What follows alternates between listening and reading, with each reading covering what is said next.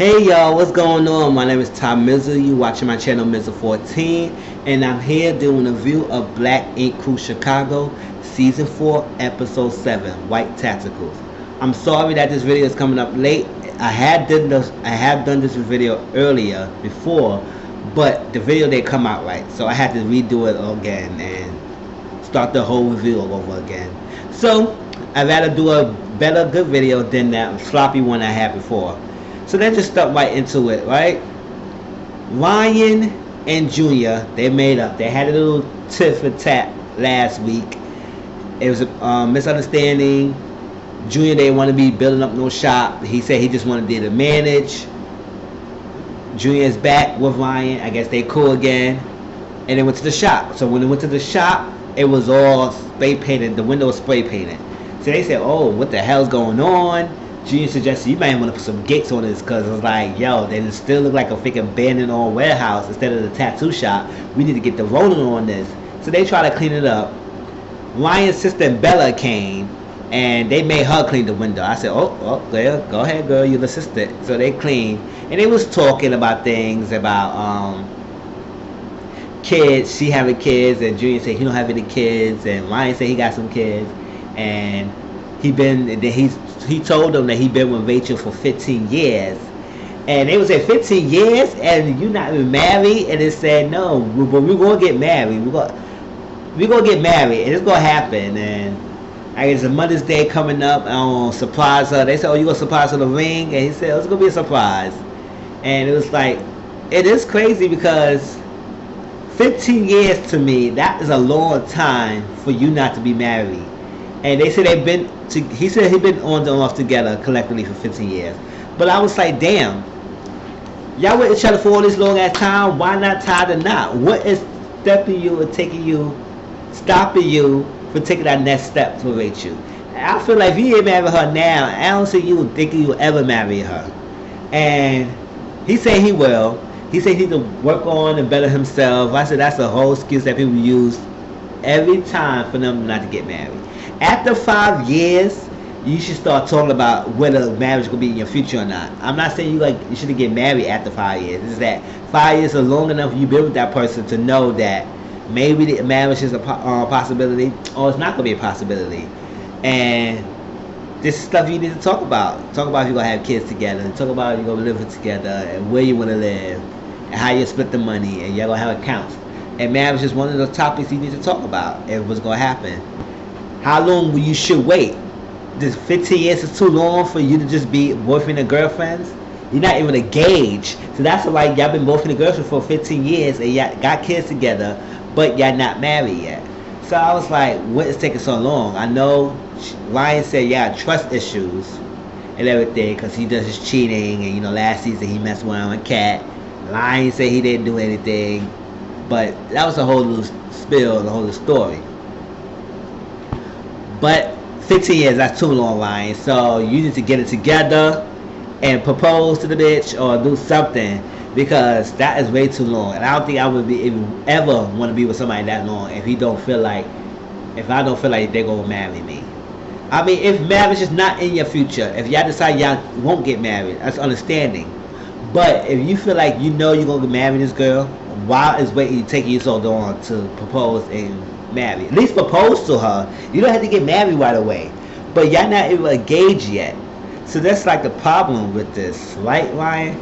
So later on, Ryan had this Mother's Day dinner at the house, Ryan and Rachel, and the mother was asking Ryan, oh, where's the ring? Where's the ring? Everybody thinking there's a ring going on, and Ryan has a surprise. So he took her outside. They was talking, and then all the family came out. I said, well, you would think with everybody coming out, you would think Ryan, Rachel, even myself was sitting there, and I was in Rachel's position. I would say, oh, he was trying to propose to me? What is going on? Don't surprise me now. Shit. I should share. I need to know something. But he surprised her with a car. And baby, she was happy. She was loving that car. She said, oh my God. She started crying. She said, this is nice. This is what I wanted. And Ryan said in the confessional, he said, oh, I know my girl. Like, see, everybody thinking about a ring. He said, look, get this car and set up and ride this and everything. And I know what she likes and what she wants. I'll say, yeah, yada yada. You not selling anybody that bull crap. Oh yeah, Rachel, and she would like the car more than the ring. I mean, turn to find out she did, but whatever. That's Rachel. I guess you know who she is, what she will like more and everything. Yeah, she would probably would like enjoy a ring, but she loving that car way more than she would got a ring, and that was that. Ryan and Rachel went out a little dinner, went out to a little date. They were trying to have a little picnic at the beach. They drove to the beach, and this is how fucked up it is. They drove to the beach, and Rachel said, "Oh, it's cold out there, babe." I said, "You didn't even try to go to the beach and get to the beach sand, and not even lay down. Y'all took the picnic and everything." And she said not to eat in her car. She didn't want nobody drinking in the car. So y'all drove there just to drive the car and sat there and talked and not even have the picnic at the beach. I said that was funny, but oh well. I said y'all got there and sat in the car. That's some lazy shit, but oh well. But they started talking about things, and he asked her. He said, "Were you wanting the car or you wanted the wing? Which you preferred the most?" And she said it was either getting the ring and drive that old beat up car, or have this car and to get the ring later. And she said, "Baby, I love the sorry ring, whatever ring, but I love this car the most." Fuck that. He said, "I know my baby." I said, I guess you do. I guess she did want the car more. She wanted that ring, but it is what it is. And they started talking, and he said eventually he will propose. He want to have this grand proposal. Eventually said, "Hold up, I don't even want nobody to know. I want to keep it low key, low profile." And then he said, "Oh, we will have a big wedding." She said, I don't want no big wedding. Let's take me somewhere. We can elope and make us sign the papers and call it a day." I said, "Damn. You say you know her so much, but you didn't even know she didn't want all this craziness." It's like the roles are reversed. Usually the man is like low key, don't want everybody to know. I mean, yes, they propose to the woman in front of people or family friends, but that's the girl he really want. But sometimes he don't want all that attention, especially in the wedding, because most men will say they want to source up a wedding, keep it alone. You don't need to spend that much. Bye. I'm naming you. I'm marrying you. That's the most important. But women want to be expressive. Want to have this big lavish wedding. Want to impress everybody. And men is usually not up to par. They just follow along. But Ryan is the one who want the big wedding and big proposal, all that stuff. And Rachel said, "No, I don't want all this. I don't want to freaking have this big ass extravagant wedding. Let's keep it low and simple, short and sweet. Basically, that's what she's saying." And I said, "Oh, okay. I guess we'll see what more that will come about, and we'll see how long it will take for Ryan to propose to Rachel, and how long it will take for after proposal when they get married." Well, 15 years, that's a lot of time, y'all. That is way too much time for you not to be married. I'm sorry. Even if it's on or off. 15 years, yeah. Then we get Van, right? Van is all a little heated and pissed off because he get a call for his brother. I don't know if it's actually brother or not, but he said he get a call for his brother saying that he saw Jen at the club with some guy, and basically the guy told Van that, "Oh yeah, she's cheating on you. She's definitely cheating on you." Now, you know how Van is. Van is a pimped up bitch inside of him. Like, he is all emotional. Like, he just do everything. He flipping out tables, kicking, and it's like so much anger inside of him. I said, "Calm, release that shit. All you get pussy in a regular basis or something." It's like, gosh, you got all that anger on you. You need to do something. Go out somewhere. But he went to Jen's house, banging on the door, knocking on the door, everything, and Jen came out. She said, "Are you crazy? Are you stupid?" They was going back and forth. Jen was keep going at it. She wasn't even let him talk. Like, he said, "Can I say something?" And then she said, No, you're not gonna say something. Every time you think I'm cheating on you because you get a call and say I'm cheating, were you there? Did you see me? Did you see everything? No. Did the guy in my house? No. So how you think I'm cheating? So you overthinking something and thinking that I'm doing wrong, which is nothing happened. She said nothing happened. And I said, "Oh, I guess nothing did happen." But they was in the street, Looked like he was gonna hit her. She said, "What? You gonna hit me now? You gonna hit me? I'm no punk bitch. You ain't gonna hit me," all that stuff. And she was going off. So he got to walk away before he hit her or something like that. And he didn't want to go to jail for the cameras and stuff. And so he knocked the camera out the guy's hand and just sped off and drove down the street and left her. So Jen is all upset and pissed. So she called Nikki, and Nikki thought they was going out for a freaking club, and Jen just drove to Van house. She said, "Where we go? What we doing here?" And he said, "Well, I gotta do something." And Nikki said, "You know what? I know crazy, but I never know this crazy person who will go to somebody's house and try to go through a window." And I said, "Oh, you don't know that stuff, huh?" So Jen went over there. I said, "How the fuck are you gonna try to go in somebody's house, try to break in the house? He didn't having a hard time open his own damn window door." So Nikki said, "Why you just don't turn that off?" And the screen came off. Went inside, pushed her big ass in the thing. She said, "Oh, open the door for me, because I'm not going through this window." So Jen opened the door. Right? They went inside. They was getting all Van sneakers and boots and clothes. And she all screaming. She said, "And this and that. And and he gonna do this to me. I gonna show him." Get her. I said, "Damn, Jen, Nikki is right here. You are right here. Why are you all just screaming, yelling in her face when she's right here? Like, what is you yelling for? It's only two y'all at the house, but you want to be extra." And say, I'm gonna show him. He go, I was like, girl, Jen, you too much. So at the same time, while Jen and Nikki's in the house, Nikki said, "I don't got no part of this. If anybody catch me, I wasn't here." So, Jen was in the kitchen and she was putting capture message on the damn cardboard or something and just smearing on the messages. I said, "Jen, what the hell?" So Van coming in, right? They was coming in. They ran outside, sped down the street. He said, "Yo, there's some crazy people on the street." I said, "That was your girlfriend who was doing that." But went in the house and he said, "What the fuck?" and everything. I was like, "Oh, I guess he gonna find out." But Van did realize. He said, "You know what? Maybe I jumped the gun. I should have sat down and listened her out and hear her out instead of jumping to conclusions." I said, "Yeah, you have to do that, because if somebody tell me my partner or my lover is cheating on me, I would hear what they say, but I would not approach my partner, my lover, if I didn't see it myself, or if I get any evidence. I need some real proof to show me, because when I approach the person, they don't have any way to refute what I'm saying, and they have no but the choice to freaking tell the truth. But if I just come with basic accusations, they gonna deflect. He said, "Oh, I didn't know. How you gonna do it? You don't believe me." They're gonna flip the script on you quick and make you feel like you were dumb, or feel guilty for even asking them if they cheating when they know they are cheating. But since you ask them without any proof or anything, it comes as like accusations. It's like coming here, he say, she say business. And basically when you post them, it's like, "Oh, my friend told me this and that," and they would get pissed off once before you could explain anything else. They would get pissed off when you say, "My friend told me," or "Somebody told me," because it's like, "Oh, somebody told you." Now they're thinking I'm doing it. And I said, oh, people.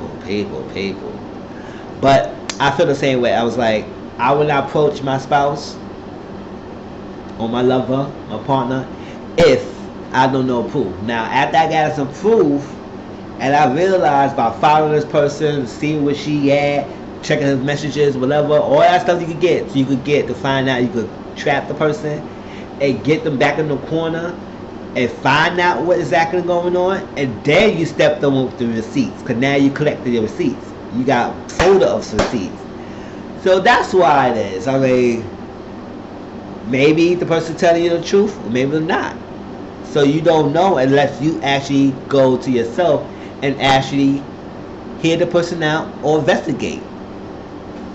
But if you're going to go to them, you got to make sure you don't go to them and all rowdy if you don't know what's happening, because somebody told you.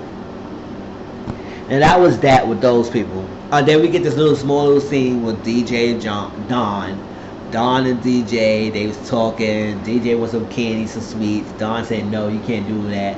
And then he started talking about how hard it is being single parents, and he appreciated all single parents out there. My mom is a single parent, so she raised 2 boys by herself, so more power to her. And everything. And then they called Ashley for Mother's Day, because it was Ashley Mother's Day. And DJ was talking to mommy. He said, oh, I love you, I miss you, and all that stuff. And she said, I miss you, baby, I came in to see you. He wanted to see his brother, but Ashley was asleep, and it was nice. And they had to go to bed, because DJ had to wake up in the morning. And that was that. Alright, now this is where the bulk of the episode and the drama was going on. You know, last week Charmaine bought the LLC and freaking said and promoted her as the manager. Like, she's the manager. Well, buying the LLC make you the manager director, but doesn't make you the manager of the business you own, because when y'all signed the lease, it was a 5-partner deal, so it was supposed to be a 4 group decision making management style, which I know is not gonna work, because y'all never could get together and y'all could never agree on things, and y'all immature. So Charmaine said she the hell HBIC head bitch in charge, head bitch in charge, and she gonna make some rules. So when she came in the shop the next day, that day, for Dawn, Van, Reese was talking, and Lily, they was talking about, oh, Lily said, I ain't going nowhere, so I don't know what she telling me, I'm fired, I'm staying right here. So Charmaine came in Danielle, she said, oh, I see you still here, and everything. So they was talking, and she said, we're going to have some ground rules. This is the rule. She said, when a client come in, they had to pay up front at the desk. Well, usually, if I'm not a tattoo artist, but usually most tattoo artists, they meet the client, they discuss what tattoo they're supposed to go get, they give them the price. After they finish the tattoo, they get paid. And that's what it was. It is. And the artists themselves work with their own money, because it's a commission, it's an independent contractor. And you're not getting salaried or taxes taken out. You're making them straight money from your clients. So she said that. Then she said it got to be a bi-weekly play. I said bi-weekly? So that means they do all these tattoos, but they won't get their money for every 2 weeks. I said, bitch, get out the fuck out of here. You get money every day. If you get a client every day, you get money every day. Don't hold my money and then you're going to pay me every 2 weeks like it's a corporate job. Hell to the no, girl. And then she said 50%, you got to pay, I think she said you got to pay 50% of your booth rent. To me, I would say 50% of your booth rent. So that means you give Charmaine 50% the money, and then other 50% if they booth, they rent. I said, hell to the no, bitch.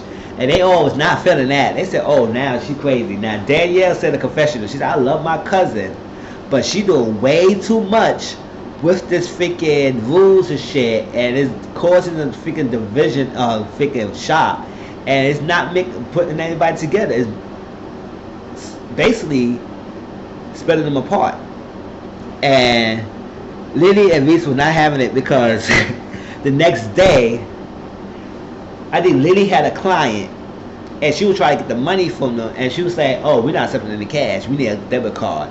And they say, hold up, if he got cash, she got cash, how you gonna dictate what kind of form of payment he had to pay? And Lily said, no, this is my client, I deal with this client. And she said, oh, well, I was like, oh, Charmaine, you're not doing nothing really good, girl. And so then again, Lily and Reese, they wanted to start a protest. They wanted to form a strike. Because even the guys say, you doing way too much, girl, and you need to calm down. And Van not liking it, Ford not liking it, Dawn not liking it, Danielle sitting there being Danielle. And that was that.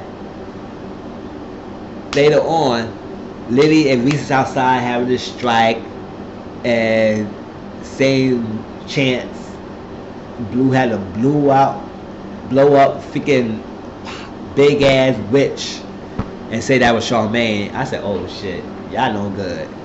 Now Charmaine met with her mother. Her mother came to her house, asked her why the hell you didn't pick me up from the airport. And I said, oh. And then Charmaine went to tell her mother exactly what happened. Baby, that mother read Charmaine for filth and told her the truth straight up to her face with no filter, no chases. She said, bitch, you fucked up. You was wrong. Buying that LLC is not the freaking move you should have did. And that backhanded tactic that may cause a rift between your group and your business partners, and that's not a good move. And she said basically you need them. They tattoo artists. You don't tattoo. They have the skills. You don't have the skills. So what are you doing thinking you can manage them when they have the experiences and they know how to run the business? And you should be actually working with them and not having them working for you and listen to them. So basically, Mama say all that made Charmaine cry. I said she told you the truth because at the end of the day, you are part of the freaking tattoo shop and you don't bring anything on its skills to the shop. If you want to manage, you can manage, but don't freaking do any underhanded kind of shit to the shop. And it's actually you was a manager when Ryan was the boss. Now Ryan's not the boss anymore. It's no manager. It's a far partner deal. So y'all gotta come together and have a far partner agreement.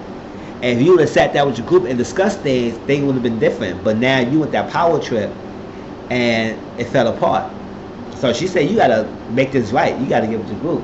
And Charmaine realized, she said, you know what, Mother's right. I need to apologize because maybe I went off a little too strong and basically fucked up things, messed things up, fucked them up over. And I was like, oh, now, Charmaine suggested they should have a freaking opening night, grand opening party. I said, that's what y'all got your lease messed up last time. Party on the time. But I guess no. Van said the lease was messed up because there was some bullet holes and they was not trying to rent it back to them until Van talked them down and everything. But y'all would still have parties now. Party is still going. So Cobra came back. Yay for Cobra. And Cobra said, what's going on? So that's what Lily Reese told Cobra what happened and everything's that Charmaine's doing. So Cobra came inside. Charmaine, Danielle, they was happy for seeing Cobra. Other guys, it was like, ooh, what's going on? But yeah, so that's what freaking Cobra told Charmaine what the hell they said out there. And Charmaine did not like it because she said y'all sweatshopping them and y'all try to take their money. Came out there, blew up the freaking dog. Liddy took Charmaine, body slammed her, tussling it under the freaking blow up thing. That thing started deflating on them. I said, oh, yeah, it's too much. It took come to the point where Dawn screamed at those two bitches and said, get to stop. You know how Dawn is when he angry, like you don't want to mess with him angry. So he went off the range. He said, yo, we need to work together. You have to stop this. We're going to agree to disagree right now and move forward. It's a shop together to run together. I said, that's right. That's right, Dawn. Yes, yes, yes. Now you need to work on your marriage with Ashley. Then we'll be good. But that was that. And that was the episode. I can't wait to see next week what exactly what's going on, what's going to happen. They're going to have that party next week. And it's, they're going to have the party. And hope they make up, see what's the outcome at the aftermath of this freaking fight they had this week. And I'll talk to y'all all later. Make sure y'all like, comment, subscribe to my channel. My name is Tom Mizzle. You watch my channel, Mr. 14. And I'll talk to you all later. Peace.